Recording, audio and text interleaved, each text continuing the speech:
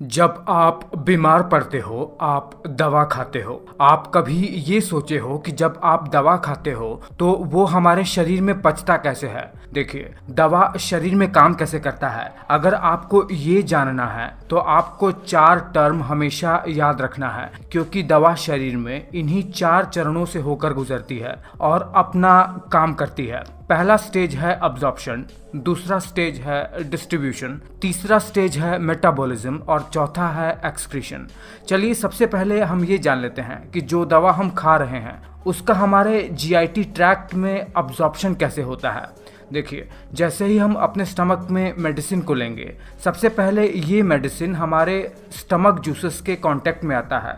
अगर स्टमक में इस मेडिसिन को जगह मिलेगी, मतलब स्टमक में फूड वगैरह नहीं होंगे, तो ये मेडिसिन तुरंत ही डिसइंटीग्रेट होकर स्टमक के जूस में ही डिसॉल्व हो जाएगा, यानी पूरी तरीके से घुल जाएगा। अब देखिए, अगर जो दवा हम ले रहे हैं उसका नेचर एसिडिक होगा तो दवा स्टमक में ही ब्लड में अब्सॉर्ब हो जाएगी, और अगर दवा का नेचर बेसिक हुआ तो दवा जो डिसइंटीग्रेट होकर डिसॉल्व हुई है वो हमारे स्मॉल इंटेस्टाइन में जाएगी और स्मॉल इंटेस्टाइन में ब्लड में अब्सॉर्ब होगी। बट अधिकतम दवाइयाँ स्मॉल इंटेस्टाइन में ही अब्सॉर्ब होती हैं। अब्सॉर्ब होने के बाद ये दवाइयाँ अब डिस्ट्रीब्यूशन के स्टेज में आती हैं, जहां आपको बता दें कि उनका डिस्ट्रीब्यूशन टोटली ब्लड फ्लो पर निर्भर करता है।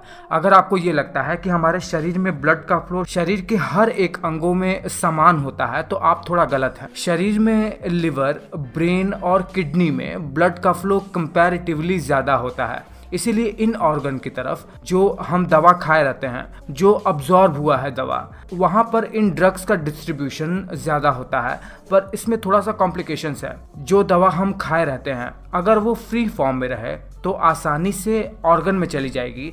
अगर वही दवा प्लाज्मा प्रोटीन के साथ बाइंड हो जाएगी, जो कि ब्लड में ही पाया जाता है, तो ये मैक्रो मॉलिक्यूल्स में बन जाएंगे और साइज में इतने बड़े हो जाएंगे कि ये ऑर्गन में डिफ्यूज ही नहीं हो पाएंगे, और तब तक ब्लड में ही सर्कुलेट होते रहेंगे जब तक प्रोटीन के साथ ये अनबाइंड होकर दोबारा से फ्री फॉर्म में ना आ जाए। उदाहरण के लिए एसिडिक नेचर वाली दवाइयाँ ब्लड प्लाज्मा के एल्ब्यूमिन के साथ बाइंड होती हैं, और बेसिक नेचर वाली दवाइयाँ अल्फा एसिड ग्लाइकोप्रोटीन के साथ बाइंड होती हैं। सबसे ज़्यादा दवाइयों का डिस्ट्रीब्यूशन हमारे लीवर में होता है, और जब लीवर में ये दवाइयाँ आती हैं तो इनका मेटाबॉलिज्म होता है, जो कि दवाइयों के वर्किंग का तीसरा स्टेज है। देखिए, जो मेन काम है लिवर का दवाई के मेटाबॉलिज्म में, वो है अगर कोई दवा लिपिड सॉल्युबल है तो उसे वाटर सॉल्युबल में ये लिवर कन्वर्ट कर देता है, जिससे आसानी से दवा यूरिन के थ्रू हमारे शरीर से एक्सक्रीट हो सके।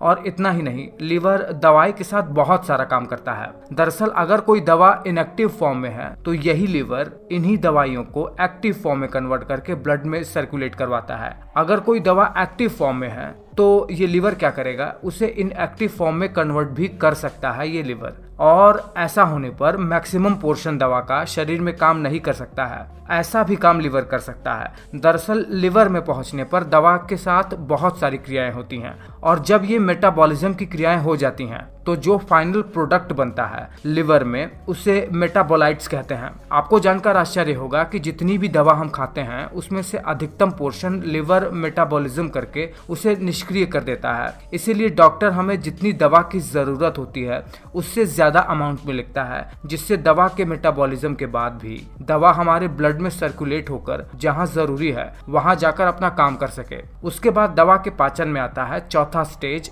एक्सक्रीशन का। एक सर्टेन टाइम लिमिट के बाद, लगभग 5 से 6 घंटे के बाद, अलग अलग दवाइयों के अनुसार किडनी से फिल्टर होकर ये दवाइयाँ हमारे शरीर से एक्सक्रीट हो जाती हैं। हालांकि हर दवाइयों का हाफ लाइफ अलग अलग होता है। कुछ दवाइयाँ ब्लड में अब्सॉर्ब होने के बाद अपने पीक पर लगभग 4 से 5 घंटे में ही पहुंच जाती हैं, और उसके बाद किडनी से फिल्टर होकर एक्सक्रीट हो जाती हैं यूरिन के थ्रू। बट कुछ दवाइयाँ जो प्रोटीन के साथ बाइंड हो जाती हैं मेडिसिन के फ्री मॉलिक्यूल से, उसी मेडिसिन के फ्री फॉर्म के मॉलिक्यूल के एक्सक्रीट होने के बाद, तो ये दवाइयाँ जो प्रोटीन के साथ बाइंड हो चुकी थीं अब अनबाइंड होकर दोबारा से ब्लड में रिलीज हो जाएंगी, और दवाइयाँ ज्यादा देर तक शरीर में काम करती रहेंगी। इसीलिए कुछ दवाइयाँ ज्यादा देर तक चलती हैं हमारे शरीर में। फिलहाल मैं आशा कर रहा हूँ कि एक बहुत ही छोटे से वीडियो में एक बहुत ही अच्छी सी जानकारी मैं दे पाने में सक्षम हो पाया हूँ। अगर ऐसा है तो आप वीडियो को लाइक ज़रूर करना।